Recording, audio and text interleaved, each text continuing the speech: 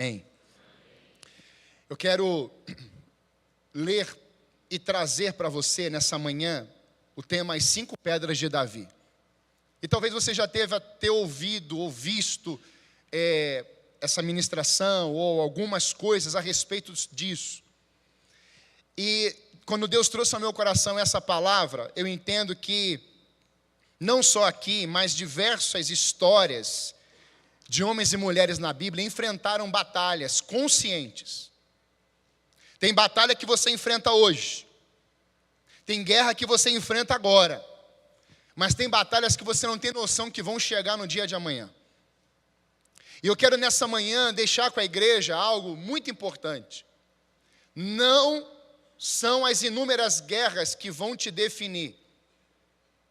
O que te define é o nível de preparo para essas batalhas. Porque nas guerras você é lapidado. Você é provado, há tribulação, e você cresce nas tribulações, você se torna perseverante por causa das tribulações. Mas o que vai definir como você agirá no meio delas, é o teu tempo de preparo. Como eu me preparo? Como eu estou sendo capacitado? O que eu estou vivenciando com Deus hoje para enfrentar guerras amanhã? Como que eu lido com a caminhada cristã hoje? Porque amanhã eu tenho maravilhas? Tem, mas amanhã também vão ter guerras, vão ter problemas, adversidades. Então, a Bíblia nos mostra muito isso na vida de pessoas. Mas eu quero só, nessa introdução, mostrar para você, pelo menos 2, 3 textos, que mostra para nós a caminhada de homens, falando à igreja, e também falando a nós hoje, a respeito dessa visão que precisamos ter diante das batalhas, tanto quanto presente, tanto quanto para o futuro. Tiago, capítulo 1, 2, 3, diz assim: meus irmãos, considerem de grande alegria o fato de passarem por diversas provações. A alegria vem antes. Porque se eu estou sendo preparado, eu experimentando essa alegria do Espírito no preparo, ele está dizendo assim: considerem o motivo de muita alegria por vocês terem problemas na vida. Não dá uma raiva, tem hora? Você fica brigando com o Tiago. Pô, Tiago, para que você escreveu isso aqui? Por quê? Como é que eu vou ter alegria no meio da tribulação? É difícil, mas é Bíblia. Você só viu a ressurreição porque Cristo sofreu. Só houve o neném nascendo, surgindo, vindo, e o médico trazendo do ventre, e a dor insuportável, mas depois daquela dor vem uma alegria exuberante. Então, tempos de dores precisam ser enfrentados com alegria. É difícil, mas o Espírito Santo é alegria. Ele não faz alegria, não produz alegria, ele é alegria. E ele vai continuar: pois vocês sabem que a prova da sua fé, provou com fé, teve fé na hora da prova, produz perseverança. Agora olha o que Romanos 5, 1 a 5 diz: tendo sido, pois, justificados pela fé, você está salvo em Cristo, temos paz com Deus, por nosso Senhor Jesus Cristo, por meio de quem obtivemos acesso pela fé a esta graça, na qual agora estamos firmes. Quem está firme aí?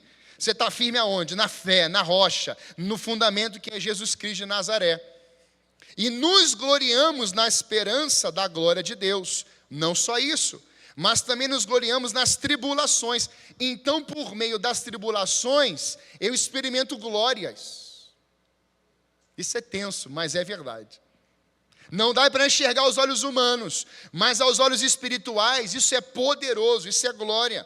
Porque sabemos que a tribulação, o problema, o dia mau, as crises, as tribulações, as perseguições, os momentos desafiadores de uma doença, um laudo, uma UTI, uma perda, o que é que produz nesse tempo de tribulação a nós? Perseverança. Então você só se torna perseverante se você passar por provas, desafios, injustiças. A perseverança, por você estar na perseverança, ela vai produzir algo, caráter aprovado. Pastor, eu tenho um caráter aprovadíssimo, me mostra as marcas da tribulação na tua vida. Nem passo por tribulação, pastor, Deus me poupou. Você está equivocado, bonito. Porque quando você tem caráter aprovado, é porque o primeiro pilar se transformou em perseverança. O segundo pilar é você compreender que de um caráter aprovado, você enxerga a esperança. Então, caráter aprovado não está nem no início nem no final, está no meio, entre a tribulação e a esperança. A tua vida começou num determinado ponto com o teu nascimento.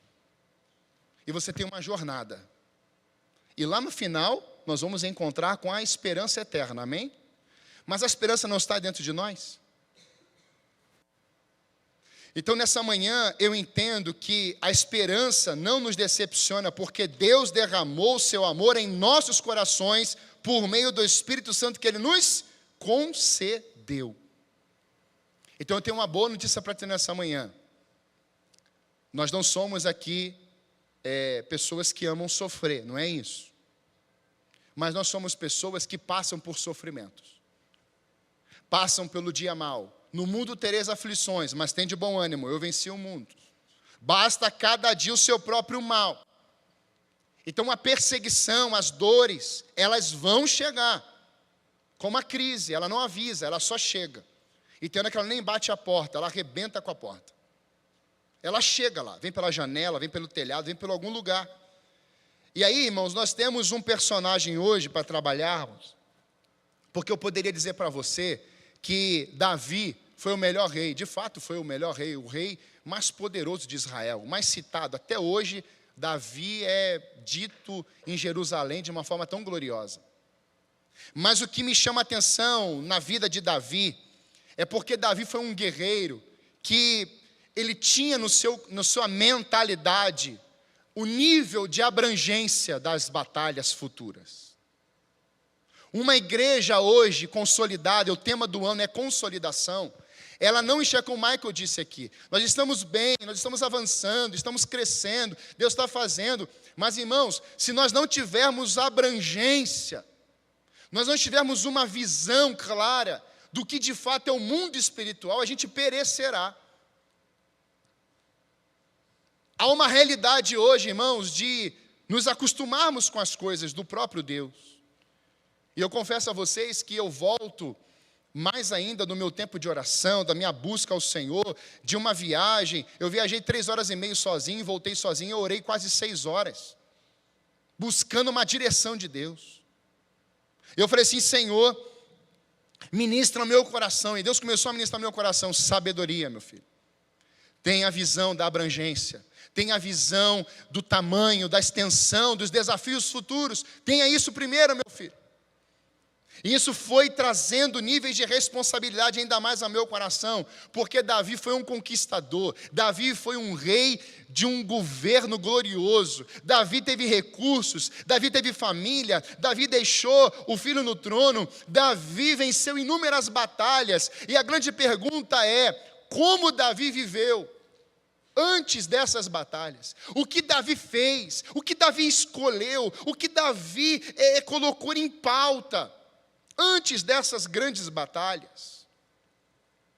E às vezes nós não estamos pensando nisso.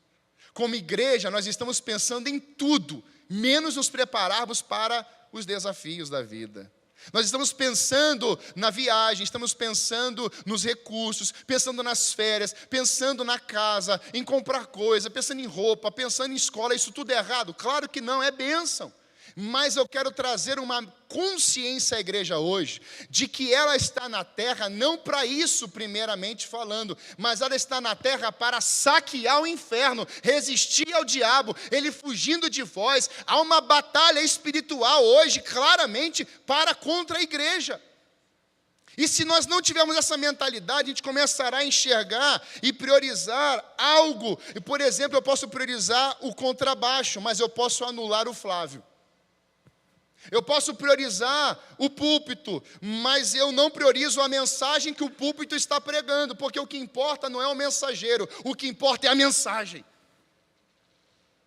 O mensageiro é só o canal de informação ou de declaração, é como eu digo sempre, é o cano.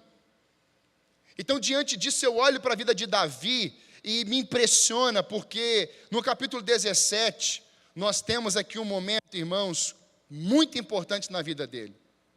Você sabe que o capítulo 16, o capítulo 17, vai ser um momento em que Davi, ele vai ser ungido rei de Israel, como menino, dentro da sua própria casa. Então, a primeira lição que eu já aprendo na vida de Davi é que a unção, ela nunca está fora, ela sempre está dentro. É fora que você revela a unção, mas é dentro que o óleo é derramado sobre a tua cabeça. Foi na casa de Davi que o óleo veio sobre a sua cabeça.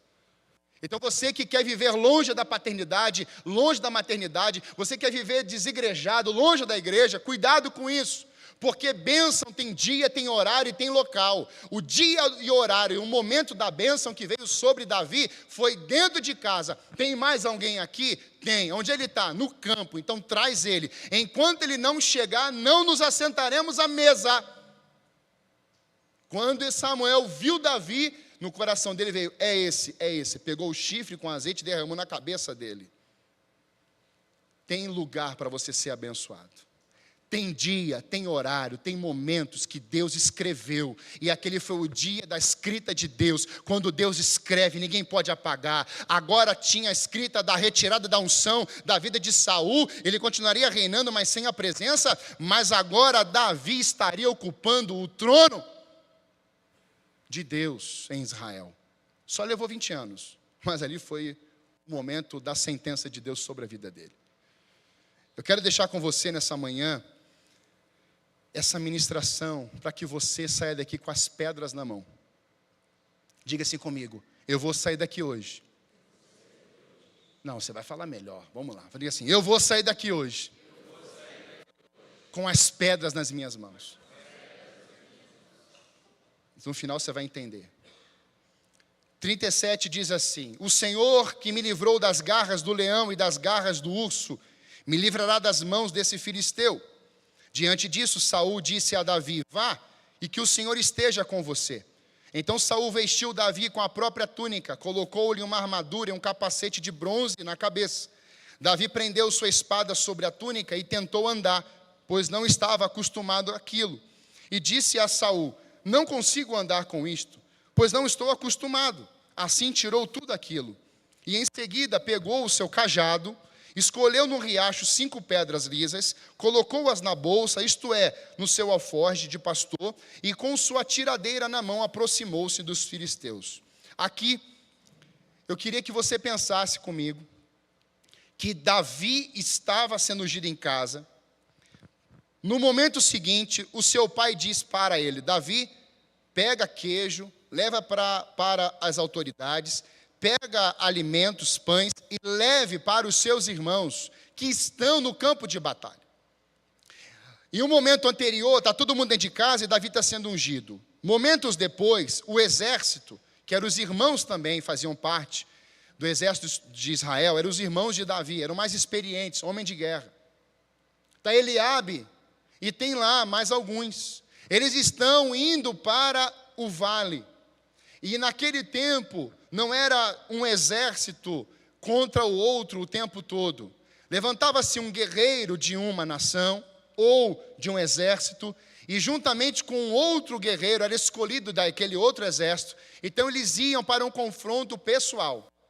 Quem perdesse, obviamente em vários casos perdia a cabeça, aquele exército ou recuava, fugia, ou ele se tornava o quê? Escravo daquele novo exército. Você vê isso nos filmes, Coração Valente, você vê lá o Troia, você vê outros filmes aí de guerra, cruzadas, você percebe nitidamente o conflito em vários momentos, né, do exército ali junto no vale, lutando contra o outro, mas o Wallace está lá dizendo, né, está caçoando, está mexendo, e ele no frente a frente, ninguém ganhava dele. Quando a gente olha para isso, a gente percebe que o confronto ele era uma realidade, seria uma realidade. Mas o texto nos mostra, e eu destaco aqui a frase do verso 40, escolheu no riacho 5 pedras lisas. Isso aqui ministrou meu coração. Davi pega 5 pedras, mas antes Davi, ele é ungido, Davi recebe um comando do pai para ir levar alimento para os seus irmãos, e quando Davi chega naquele ambiente, ele está olhando algo e está ouvindo uma afronta. E ele vai perguntar o que está acontecendo. Quando ele pergunta o que está acontecendo, já recebe logo uma mãozada de Eliabe. Ele já é confrontado. O que você está fazendo aqui? O que você devia estar fazendo? Sabe o que, Davi? Era cuidando das poucas ovelhas do nosso pai. E Davi fala assim, meu Deus, mas o que eu fiz agora? Menino chega, já toma já uma cajadada. Não dá para entender. Mas em ambientes espirituais isso acontece. Ambientes espirituais, quem não lê espiritualmente, está criticando quem está lendo espiritualmente. Tem sempre o espírito de Eliabe em qualquer lugar, tá, irmãos? Isso é na igreja, na família, na comunidade. Tem sempre o espírito de Eliabe que vai tentar diminuir o que você faz, ou o que o teu pai mandou você fazer. Tem sempre o espírito de Eliabe que vai sempre te confrontar, assim, o que você está fazendo aqui? Você não era para estar aqui, você veio para cá se mostrar. Tem sempre o espírito de Eliabe solto aí nas regiões. E a grande questão que eu olho para esse tempo é que Davi, ele estava para ser o instrumento de Deus para salvar a sua família e o povo de Israel. Esse é o conflito. E Davi simplesmente deixa, e Davi agora começa a prestar atenção no que está acontecendo, e Davi diz assim, eu posso vencer esse camarada aí. E é interessante porque no tempo de preparo de Davi, era lá cuidando das ovelhas. Não tinha gigante, mas tinha urso e leão. Então deixa eu te dar uma palavra aqui hoje. Não despreze os pequenos começos. São poucas ovelhas? Faça e se entregue completamente. Um grande homem de Deus me chamou um dia e falou assim, João, por que você valorizou aquele grupo pequeno de pessoas lá no começo? Prepare-se para o que Deus vai te acrescentar nos próximos anos. Irmãos, ele não sabia da minha história. Você está pensando que eu fiquei chocado porque eram 20, 25, 30 e agora nós estamos com um crescimento? Não, eu fiquei chocado. Quem foi que contou para ele isso aí, que isso aí quase ninguém sabe? Deus está vendo, irmãos, o que você está fazendo lá nos pequenos começos. Deus está enxergando o teu nível de investimento quando ninguém está perto. Deus sabe o que você tem chorado, semeado. Deus conhece você pelo nome. Você é filho, você é filha. Ele te chama pelo nome. E Ele sabe as lágrimas que você está derramando. E aparentemente ninguém está enxergando. Aparentemente, mas Deus está. Deus vê. E Deus sabe. Por isso Davi pega, ele vai para o riacho. Porque agora tem um confronto, então ele é colocado uma roupa, é colocado um escudo, uma couraça, um capacete de bronze, e Davi fala assim, isso não cabe em mim, essas armas de proteção não cabem em mim, porque tem alguém superior a essas armas de defesa, que é o meu Deus. Não tem como eu batalhar com as armas que vocês usam, porque o que vocês estão fazendo é fugir, é medo. E as armas que Davi vai usar são armas que para um guerreiro era chocante. Vamos para a batalha contra os filisteus, os caras estão com sangue nos olhos para matar todos nós. O que a gente vai usar? Metralhadora, bazuca, 3/8, 4/8, P30, P50, qual é a arma? Pega um cajado. Pega um cajadinho. Pega também uma tiradeira. E eu vou pegar 5 pedras no riacho, pedras lisas. Pedras lisas. Você enfrentar o Iraque, o Afeganistão, você ia enfrentar o exército desse jeito?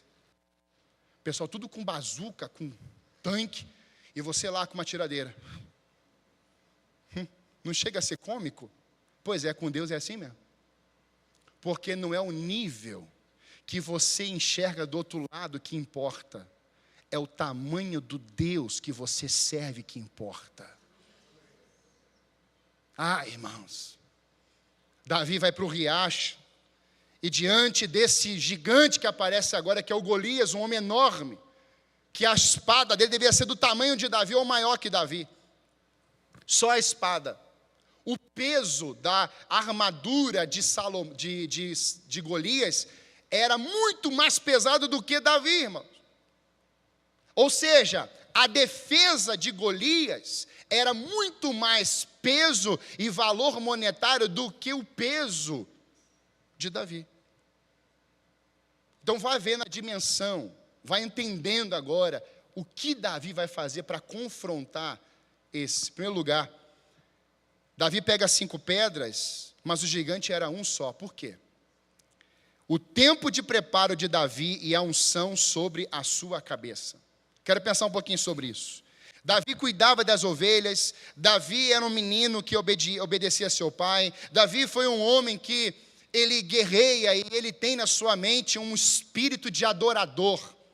Ele é um intercessor, ele é alguém que busca a Deus, ele tem intimidade com Deus, Deus estava nele, ele estava em Deus, e isso era diariamente. E nós sabemos desses momentos que Davi fora ungido na sua casa, em Judá, em Hebrom, e depois lá em Israel.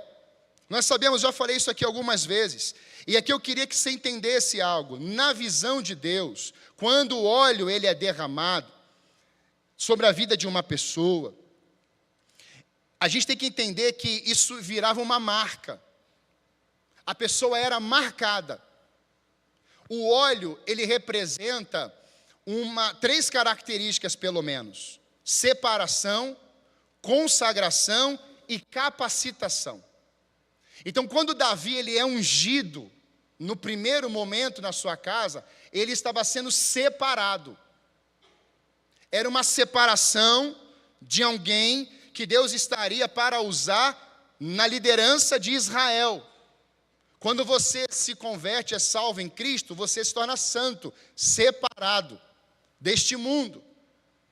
Não tirado do mundo, mas você está nele com um plano agora, a santidade de Deus sobre a tua vida. Então você é separado, Davi foi separado para uma obra. A segunda unção, que a gente pode chamar lá em Hebrom, ela vem como algo de consagrar Davi. E a terceira, nós temos a visão da capacitação, porque ele iria reinar toda a nação de Israel. Isso aqui não achei em lugar nenhum não, tá, irmão? Isso aqui veio no meu coração. Se alguém aí me criticar, fica tranquilo. A unção com óleo derramado, normalmente ela caracterizava algo. O que caracterizava? Ela caracterizava a posse de uma autoridade ou de um rei. Toda vez que alguém era ungido, era para dar posse a uma autoridade naquela pessoa, com aquela pessoa. Nos tempos antigos, o sacerdote, quando ia ungir um rei, ele pegava esse chifre de boi cheio de azeite e derramava sobre a cabeça daquela pessoa, e todos estavam observando agora. E isso é interessante porque isso descia da cabeça, descia até a barba e descia sobre a roupa. Era um símbolo da unção do Espírito Santo, aonde traria consagração, separação, e estaria dando ele capacitação para exercer aquele papel. Por isso que Jesus é o Cristo, e o Cristo é o título, é o quê? O nome, é a função, é a unção. Cristo é ungido. Nome é Jesus. Cristo é a unção que estava sobre ele. Quando a gente olha para isso, nós vemos o Messias, o prometido, aquele que vem para salvar. Ou seja, a designação de autoridade vem quando o Espírito Santo repousa sobre ele depois do batismo. Houve uma marca em Cristo. E Cristo só vai começar o seu ministério após essa unção, essa descida do Espírito sobre a sua vida. Era uma profecia que estava lá em Isaías. E repousará sobre o ramo de Jessé o Espírito Santo. E vai trazer o que para ele? Tudo que ele agiu, como ele agiu depois. Poder, glória, curas, milagres. Então, se Cristo, que começa o seu ministério, após o revestimento, a unção do Espírito sobre ele, quem somos nós sem a unção? O que é um culto sem unção, amados? O que é um louvor sem unção?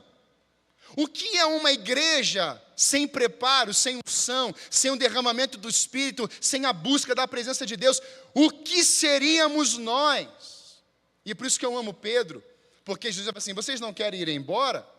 E Pedro fala assim, Senhor, para onde iremos nós, se só tu tens as palavras de vida eterna?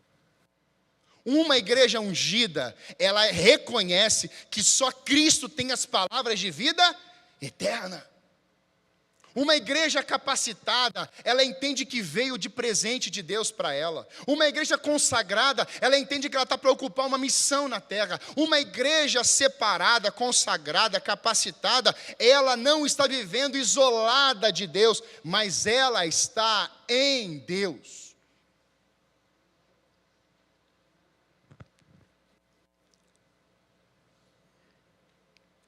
A Bíblia nos apresenta esse Cristo, esse ungido. Mas eu quero me ater a essa escolha de Davi. Irmãos, escolha dá trabalho, não dá? Meu Deus, as mulheres que o digam. Vamos comprar uma calça. Sangue de Jesus tem poder. Tem 1 milhão de calças. A minha esposa escolhe rapidinho. Eu ensinei para ela o código. Mas tem gente, irmãos. Você entra na loja A, na loja B, na loja C, na loja, todas as lojas do shopping. Já estou vendo o marido, Deus está falando. E não acha, pastor Rui. Não achei nada. Eu ouço isso de alguns maridos, tá? Não seja o seu. Mas a gente ouve isso. Escolher dá trabalho. E isso ministrou no meu coração, porque Davi vai escolher no riacho. Ou seja, ele sai daquela confusão toda. Ele vai lá no riacho e pega 5 pedrinhas lisas. O texto é muito detalhista, onde ele fala que ele escolheu as 5 pedras. Irmãos, será que nós estamos parando um pouco da nossa jornada, indo lá um pouquinho no riacho, e falar assim, Senhor, quais são as pedras que eu tenho que pegar para vencer o gigante da minha vida? Quantas são, Senhor? O que define, irmãos, é esse tempo aqui, de Davi, em escolher as pedras. Você vai ver isso. Não era chegar gigante, tu vai cair, miserável. Tua cabeça vai rolar. Isso é bom falar, porque são palavras. Mas Davi não só fala, Davi para e Davi busca pedras. Igreja amada, pare um tempo. Saia dessa aceleração louca da vida e vai para o riacho. Eu estava no Bambu em Joinville e lá tem um lugar que tem água, é a fonte. E aí virou uma cachoeira, linda, linda. E eu estou ouvindo o som das águas assim, do riacho. Eu assim, meu Deus, que coisa maravilhosa. E uma das pessoas que nós levamos, ela ficou 1 hora ouvindo o som do riacho. E voltou edificado. Meu Deus, ouviu o som do riacho. Porque parou. O tempo de preparo não era tacar pedra primeiro. O tempo de preparo era escolha. E aqui, irmãos, nós como família espiritual temos que ter isso, principalmente aqui em cima. Quem iremos escolher? Ou quem Deus está direcionando a nós escolhas. Porque, irmãos, começou um movimento em alguns lugares de sair escolhendo. Só que era o coração do homem, era o coração da mulher. E começou a arrebentar com um monte de coisa. A gente tem que parar um pouquinho, por quê? Porque Davi chegava nas batalhas preparado. Davi tinha em mente que o nível do seu preparo seria o nível da sua resistência diante das batalhas que iria enfrentar. Então grave isso no seu coração. O nível do seu preparo será o nível da sua resistência diante das batalhas. O nível do nosso preparo será o nível da nossa resistência. Como eu me preparo? É como eu vou me resistir, como eu vou resistir. Quando você vê gente falando assim, eu não aguento mais esse casamento, eu não aguento mais esse filho, eu não aguento mais essa igreja, eu não aguento mais esse pastor, eu não aguento mais isso aqui, é porque você estava equivocado no seu tempo de preparo. Porque Davi não disse assim, é grande, eu vou embora. Não, quando Davi viu e ouviu, ele falou assim, esse cara vai cair. Que resposta nós estamos dando? Jesus, irmãos, ele foi tentado no deserto pelo diabo. Mateus 4. E Jesus está sendo treinado no campo de batalha para vivenciar grandes batalhas no futuro também. Não era só milagre e salvação, não. Então Jesus foi treinado no deserto. E quem levou ele para lá foi o Espírito Santo. Então, antes de enfrentarmos batalhas nas aldeias, nos vilarejos, Deus pode estar colocando você, ou se não já colocou você num grande deserto. E você está dizendo assim, meu Deus, isso aqui não é de Deus não, isso aqui é coisa do inimigo, isso aqui foi a praga da vizinha, do vizinho, isso aqui foi um demônio. Não, foi Deus que pegou você e colocou você num campo de treinamento, só você e ele, e Satanás indo para te tentar, e ele vai assim, usa a minha palavra, usa a minha palavra, usa a minha palavra, eu estou forjando você, eu estou moldando você, eu estou lapidando você, eu estou tirando a sujeira de você, eu estou pegando você, eu estou tratando você, porque quando você sair desse deserto aqui, você vai ver os caminhos se abrirem, você vai ver mar se abrindo, você vê gigante caindo, e você não vai idolatrar todas essas ações que estão acontecendo com você. Sabe por quê? Porque o tempo de preparo anula o teu eu e estabelece o eu sou em você.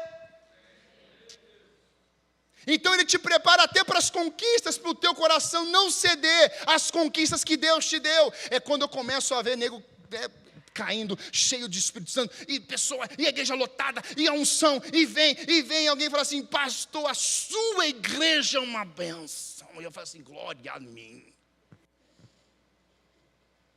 No tempo de preparo, quando elogia a igreja, eu já ergo a mão, Senhor, é teu, é tua. Isso não é demagogia não, irmãos. É um nível de temor que a gente tem que ter. E aí Davi prepara, Jesus também se prepara, e Maria também prepara. São as 3 preparações que me impactam na Bíblia. Davi, Cristo no deserto, e Maria. Maria está preparando. É o dinheiro, é muito dinheiro. Não quero saber de dinheiro, eu quero saber qual é o melhor. Aí a moça oferece ouro. Mas tem essas aqui, você não está bem vestida, uma menina muito simples. Eu falei assim, olha, é o seguinte, eu vou colocar mais dinheiro aqui, eu vou colocar mais moeda aqui, eu quero saber qual é o melhor nardo, eu quero puro. Preparou a mesa para Jesus chegar. Preparou o nardo para Jesus receber.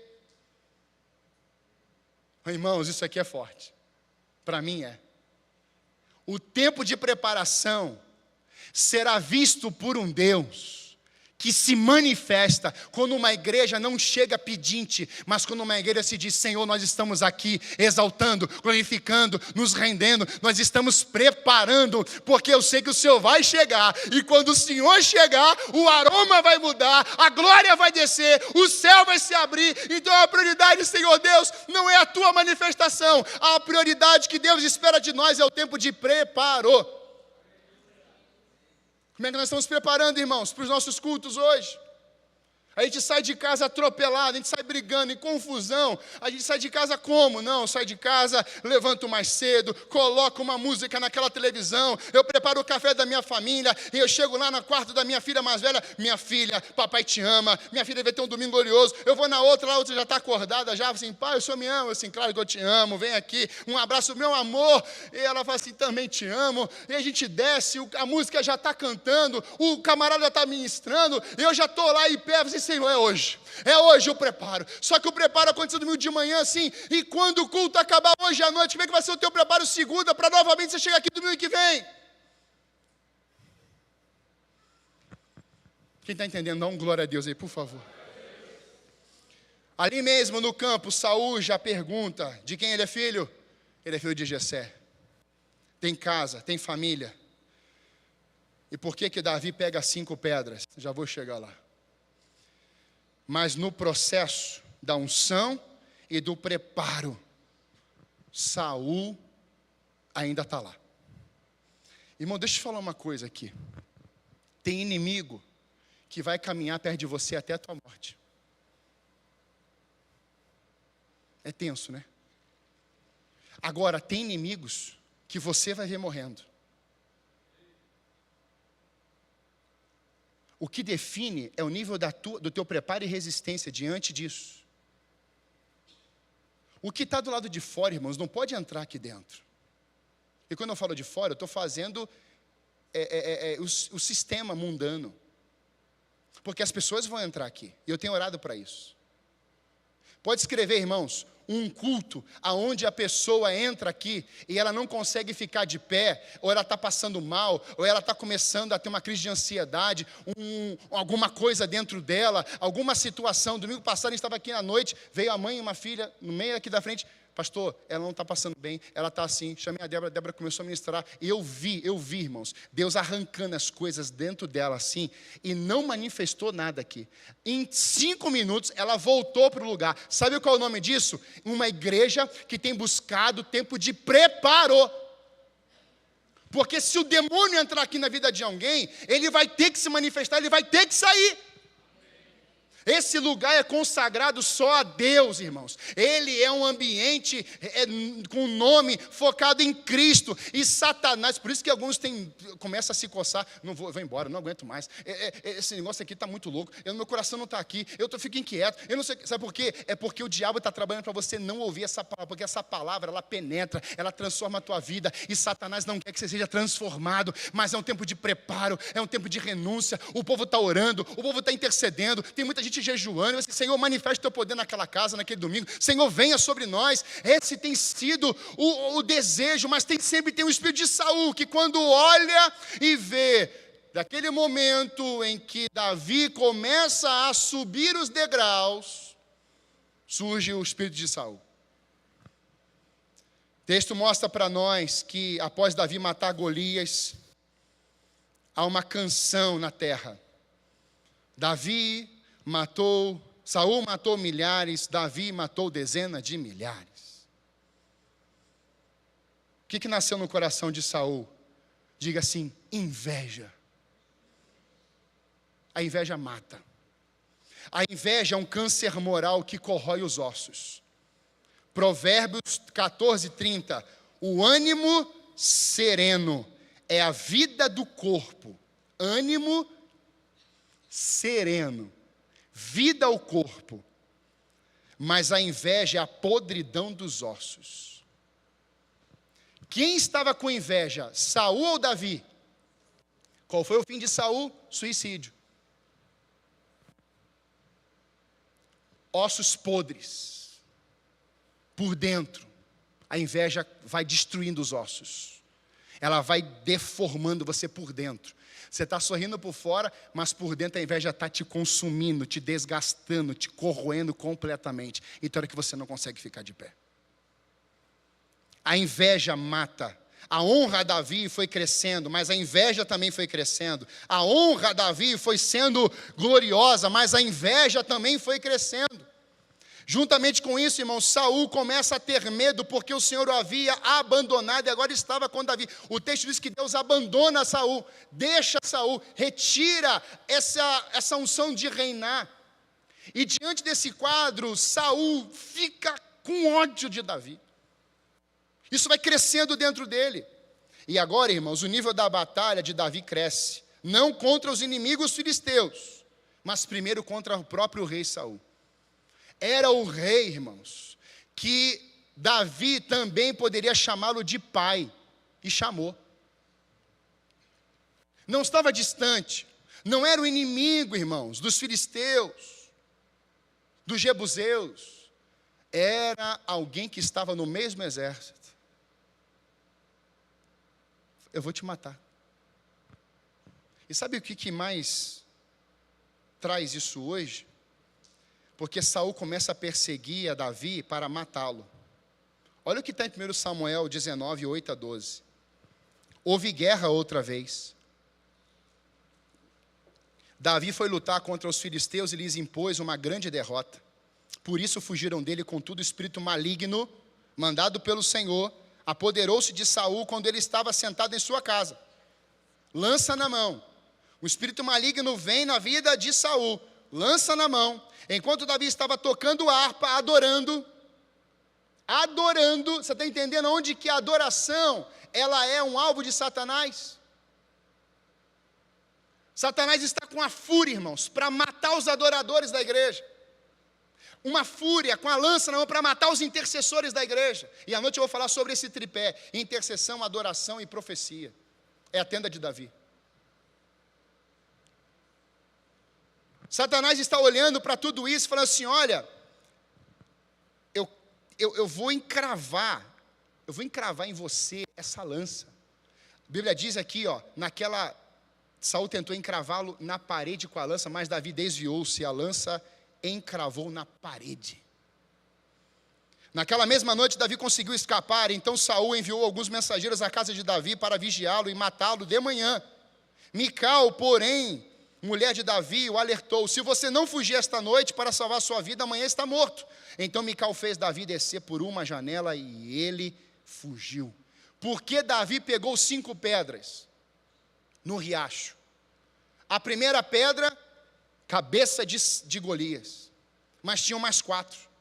E a grande pergunta é: por que Davi pega 5 pedras se o gigante era um só? Porque Davi, de uma certa forma, de algum jeito, ele já estava trabalhando na sua mente de que ele seria o rei de Israel, e o reinado tinha exércitos inimigos, uma consciência da abrangência das guerras futuras. Então Davi pega 5 pedras, coloca na sua bolsa e Davi vai enfrentar. Porque Davi iria errar a primeira? Não, irmãos. É porque Davi sabia que depois de Golias, ele tinha o irmão ou amigos do mesmo exército. Não pense que o diabo tem só um demônio, que vai agir no mundo inteiro com um demônio. Não, irmão. Ele tem uma legião, 1/3 do céu caiu do céu. E quando eles se juntam para pegar você, ou para infernizar a tua família, meu Deus do céu. Pastor, o senhor, irmãos, eu quero trazer o alerta à igreja, uma consciência espiritual. Tem gente fazendo piquenique gospel. Tem gente fazendo baderna na casa de Deus. E aqui eu não estou pregando para você, mas nossa igreja é uma benção. Mas tem gente me ouvindo. Tem gente brincando, irmãos, com esse altar, que agora não chama mais de altar, é um tablado. Claro, é um tablado, mas o altar está aqui o coração. Você sobe aqui, passa a ser altar. Então a gente vai tirando alguns nomes. Isso aqui não é mais pecado.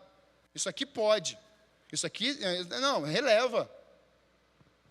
Ah, mas ele só se equivocou. Não. Leitura espiritual. O que está acontecendo no mundo espiritual? Você sabe qual é a realidade espiritual de Santa Felicidade? Busca saber. O que opera nas regiões espirituais de Santa Felicidade? O nível, a quantidade de pessoas que são idólatras. Irmãos, eu fui numa cidade agora, quando eu entrei na cidade, tinha postes de ídolos de 3 a 5, 8 metros, na entrada da cidade, com a santa, essa, aquela e aquela outra. É na entrada da cidade, amados.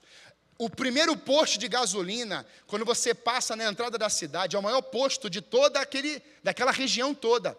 É onde os caminhoneiros ficam, dormem. Eu vi, irmãos, tinha mais de 200 caminhões. O que acontece, irmãos, num sistema desse? Se a igreja não se posicionar. E Deus é tão lindo que Deus coloca uma igreja que está numa colina, e aí você vai assim na ponta da colina assim, você está vendo o posto de gasolina e toda a cidade. Eu falei assim: pastor, Deus colocou a igreja num lugar estratégico, para vocês olharem aqui de cima, olharem lá para baixo e assim: Senhor, derrama do teu azeite, derrama da tua glória, salva esses perdidos, declaramos, Senhor Deus, a queda dessa, Senhor, nós abençoamos essa cidade, estabelecemos o teu governo. Eu falei assim: pastor, o senhor faz caminhada de oração? Não, passe a fazer, leve a igreja para as ruas.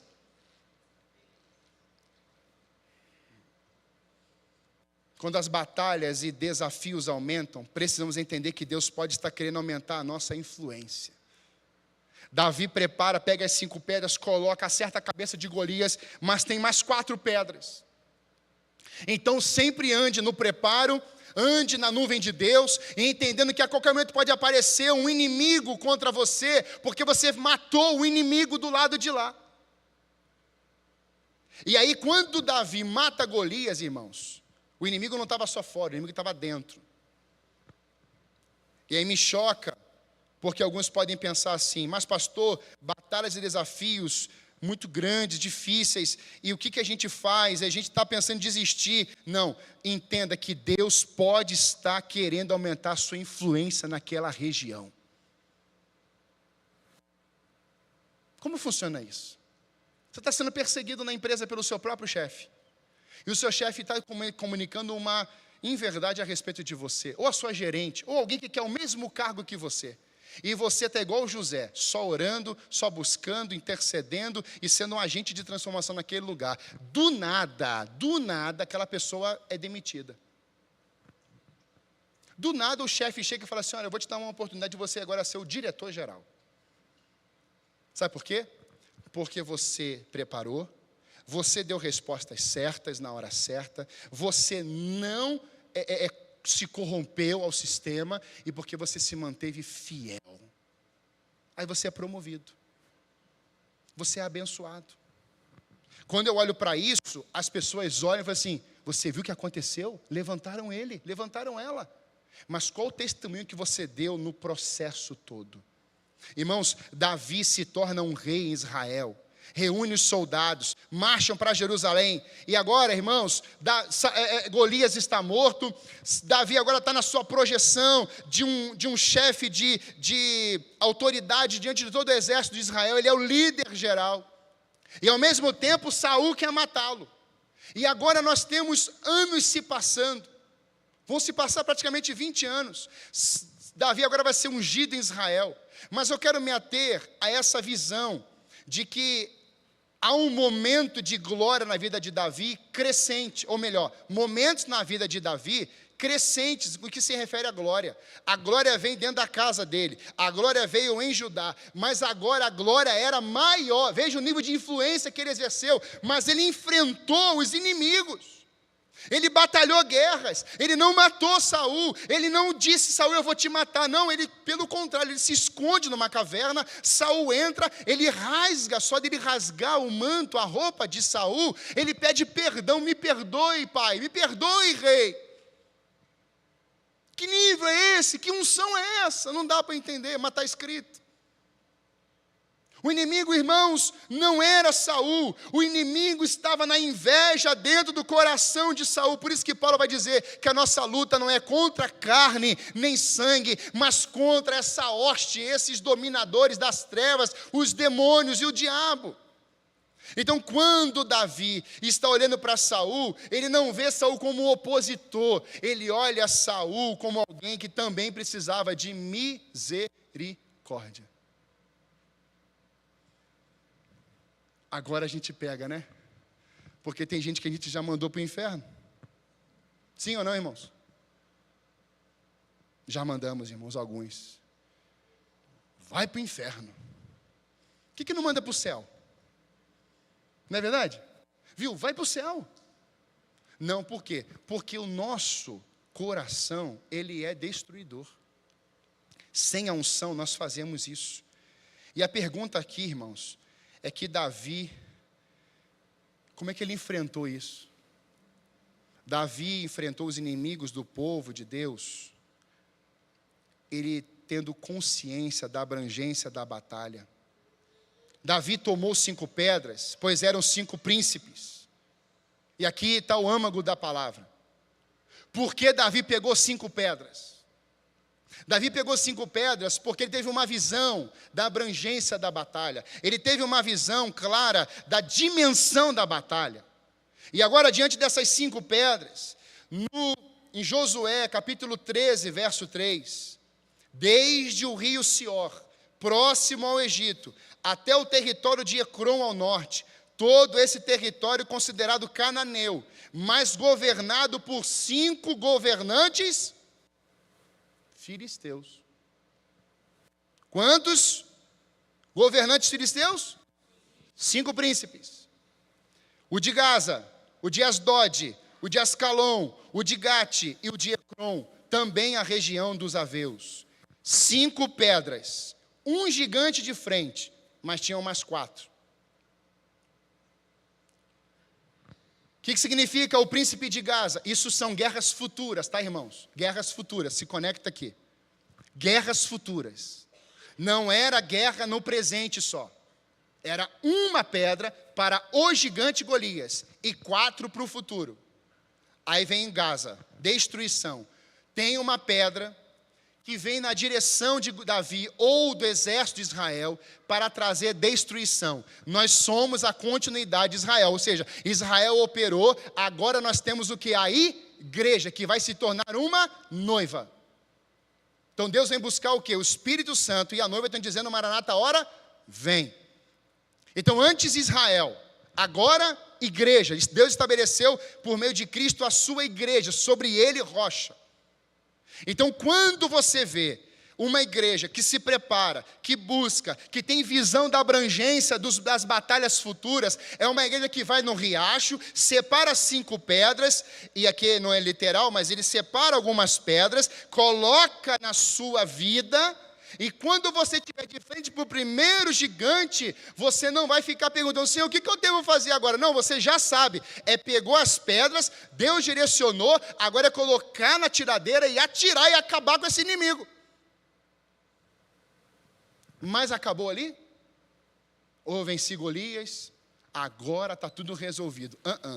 Davi tinha uma consciência de que tinham inimigos maiores.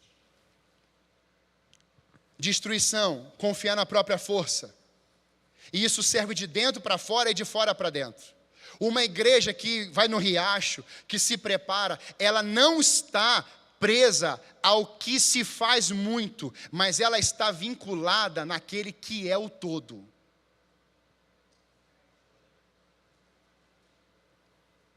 Destruição dentro da igreja de Éfeso. Tenho contra ti que abandonaste o primeiro amor, porque fazia coisas. Destruída dentro da igreja. E a destruição fora, trazer pecado, difamação, vergonha, setas. Segundo príncipe, para a segunda pedra, Gate, prensa de lagar, lugar amargo. Pastor, eu guardo uma amargura. A segunda pedra, ou a terceira pedra, é para você pegar e dar no meio da amargura. Quando a igreja começa a ser pressionada, prensada, e acontece um problema numa liderança, nos membros, e aquele amargo, aquilo que não tem um gosto bom, fica aí na sua língua. Por quê? Porque está aqui dentro. Ó. Vai e volta. Já viu azia? Meu Deus, que coisa horrorosa. Você está amargo porque fizeram algo contra você. Davi está pegando a pedrinha no riacho e fala assim, olha, não vai ter espaço para destruição no exército, não vai ter espaço para destruição na minha casa, não vai ter espaço para destruição aqui na igreja, mas também não vai ter lugar, para a amargura. Tem uma pedra aí, matando a amargura agora. Você está recebendo isso? Mas tem um terceiro príncipe de Ecrom, impurezas. Davi também pega essas pedras no riacho, porque apareceria o quê? Impurezas. Viver guardando coisas que já deveriam estar na cruz. E sabe qual é a consequência de lixo dentro do coração dos membros da família espiritual? Baal Perazim aparece. É um Deus, uma divindade. E qual o nome dessa divindade traduzida para nós? O Senhor das moscas. Moscas vão adorar o quê? O que é sujeira. Então quando você tem uma impureza, você tem um pecado, você carrega um pecado, você carrega uma ferida, você carrega dores, você carrega traumas, tem uma pedra que você tirou do riacho, e essa pedra é para dar de frente com tudo isso, irmãos. É para justamente você não ficar preso nesses dias, nesses momentos, nesses traumas. Deus das moscas ama ficar em cima do que é impuro. Estou acabando. O que a mosca faz? Não te distrai? É horroroso. A mosca vem para te distrair. Então você não olha o problema ou a origem dele. Você fica olhando para a mosca. Mas a comida está lá. O problema está lá. Príncipe de Asdod, soberba, insuficiência. Orgulho, é o eu. Então Davi pega mais uma pedra e fala assim, quando chegar o orgulho, eu vou dar na cabeça do orgulho. Último príncipe, Ascalon, avareza, egoísmo, coração insensível, qualidade ou característica de quem é avarento, de quem tem apego excessivo ao dinheiro, às riquezas. Meu Deus. Até isso Deus registrou mediante as pedras que Davi pegou, irmãos. Nós abandonamos a rocha e nos agarramos a essa divindade, a esse príncipe Ascalon, porque nós queremos dinheiro, nós queremos poder, nós queremos as riquezas, nós queremos tudo da terra. E aí Davi pega a pedra e fala assim: olha, quando aparecer o Ascalon, esse príncipe vai ter que morrer. Você pode ler depois os nomes dos 4 gigantes filisteus mencionados. Isso está lá em 2 Samuel 21 e 1 Crônicas 20. Isbi-Benob, Saf, Lamim, irmão de Golias, e o gigante de Gate. Somado a Golias, cada um desses gigantes atuava nos exércitos das cidades filisteias: Asdod, Ascalon, Ecrom, Gaza e Gate. Quem foi que matou Golias? A igreja diz... Ô irmãos, me ajuda aí a pregar. Quem matou Golias? A igreja diz... Quem foi que matou os outros 4 príncipes? Os soldados de Davi. É a igreja. Tem um líder. Entre aspas aqui, o pastor João. Misericórdia. O pastor João vai lá e vem um Golias de frente. Estou com 5 pedras no bolso. Vem, Golias, para você ver. Vem contra a igreja. Vem contra a minha família. Vem. E ele vem. E ele vem. Mas ele também vai à lona. O povo está assistindo. Meu Deus. Você viu o que Deus fez na vida do Davi? Porque tem gigante que vai vir individual, Michael. Tem gigante que vai vir contra você individualmente. Mas tem gigante que vai vir só contra a igreja, no coletivo. E a pergunta é: quantos aqui estão separados com as pedras nas mãos para dizer: vocês vão cair hoje, Ascalon, Asdod, vocês vão cair todos hoje? Pensa em 5 pedras com você, mais 5 pedras aqui, mais 5 pedras ali, mais 5 pedras lá, mais 5 pedras aqui. Irmãos, nós construiremos um altar de adoração a Deus, e nesse altar haverá manifestações de Deus. As pedras faziam parte de construção de altares. O que está te resistindo cedo ou tarde acabará te promovendo. A banda venha. Ele enfrentou tudo isso, mas ele teve uma visão. Irmãos, eu tiro o óculos, eu não consigo definir as pessoas quase. Eu tenho um problema na minha vista desde os 15 anos de idade. Fui curado de uma visão, o problema foi para outra, e tratou, e está aqui anestesiado. Cheguei a enxergar 75, não enxergar, né? Perda de visão, 75%. Mas, irmãos, aos olhos espirituais, Deus bota o óleo, e a gente começa a enxergar coisa, a gente começa a perceber coisas. Eu quero preparar a igreja, me incomodou isso, nessas 6 horas, prepara a igreja. Nós não vamos ser alvos de Satanás, nós não vamos ser alvos agora, amanhã. Deixa eu contar uma coisa, nós já somos os alvos deles. Ok? Satanás, os demônios, já miraram a igreja. Não vão mirar, já miraram. Mas qual é o nosso alvo? Quem é o nosso alvo? É Jesus. Então o meu padrão não é Davi, meu padrão é Cristo. E Cristo não pegou 5 pedras, Cristo pegou uma cruz. E foi até a cruz, e morreu. Alguém cuidou dele, mesmo morto.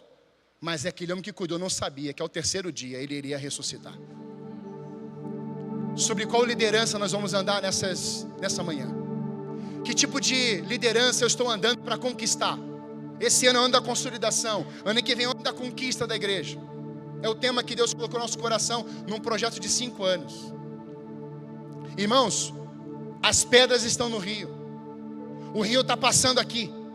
Glória a Deus. É o rio de Deus. A questão toda é: você vai parar a sua agenda, você vai parar a sua dinâmica para começar a chegar no rio de Deus e começar a escolher as pedras lisas?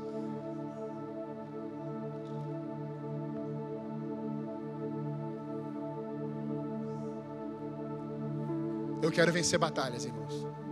Mas eu também quero lutar as batalhas que Deus tem para mim, não as batalhas que eu estou criando. Foram 5 príncipes. Os 5 morreram. E Davi governou 40 anos. A igreja foi chamada para reinar, irmãos. Governar. Somos sacerdotes e reis, cujo sumo sacerdote é Cristo e cujo rei dos reis é o Senhor Jesus. Ele está falando para a gente hoje nessa manhã aqui: ei, pare a tua agenda. Para com essa loucura de querer tacar pedra em todo mundo. Começa a investir energia naquilo que eu te chamei para fazer. Então Deus vem e coloca agora um rio para nós. Ele diz: escolha as pedras. E quantas são? Deus vai dar o número. Deus vai dar as terras.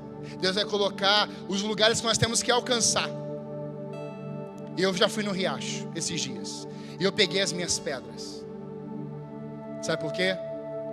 Porque Davi me ensina que mesmo diante do preparo que veio os inimigos, quando ele assume o trono, que ele teria uma influência maior, os jebuseus estão lá dentro da fortaleza de Sião. E os jebuseus dizem assim: nós, paralíticos e mancos, venceremos vocês. Olha a afronta. Irmãos, o diabo e os demônios não estão nem aí para quem nós carregamos. Estão nem aí. Se a gente fala, se a gente prega, está nem aí, irmãos. Mas quando uma igreja tem autoridade, já era. Aí eles recuam. Nessa manhã eu quero te apresentar as pedras. Autoridade espiritual. Eu quero te apresentar uma pedra, força de Deus. Eu quero te apresentar uma pedra, altar de Deus. Eu quero te apresentar uma pedra, renúncia a Deus. Eu quero te apresentar uma pedra, seja uma pedra viva, na pedra angular que é Cristo. Você vai pegar as pedras? Deixa o seu lugar, vem para cá. Eu vou parar essa jornada louca. E eu preciso me preparar para as guerras do futuro. Eu não quero só pensar na de hoje, Golias, mas eu quero ter uma abrangência da minha palavra, a abrangência das guerras que vão chegar até mim. Deus vai nos abençoar muito, sim, já está. Mas eu quero que a igreja tenha a dimensão, a abrangência daquilo que é desafiador. Não vamos recuar.